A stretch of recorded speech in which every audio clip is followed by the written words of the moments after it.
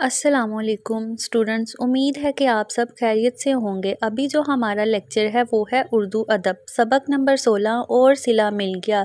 जैसा कि आप सब ये पहले ही पढ़ चुके हैं, हम अब इसकी दोहराई करेंगे। और सिला मिल गया में एक चिड़िया और नन्हे पौधे के बारे में बताया गया है कि नन्ही चिड़िया किस तरह से मुश्किल में थी और पौधे ने उसकी मदद की और पौधे को नन्ही चिड़िया की मदद करने का सिला भी मिल गया।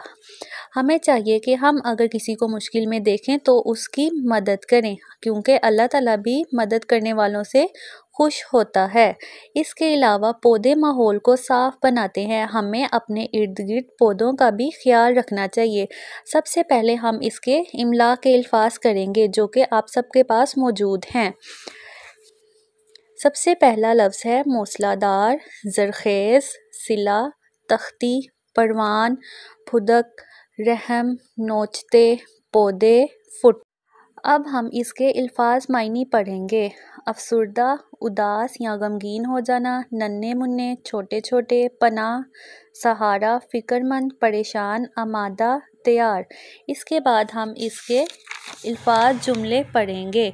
अल्फाज जुमले: बारिश, आज बारिश हो रही है। चिड़िया, चिड़िया चहचहा रही है।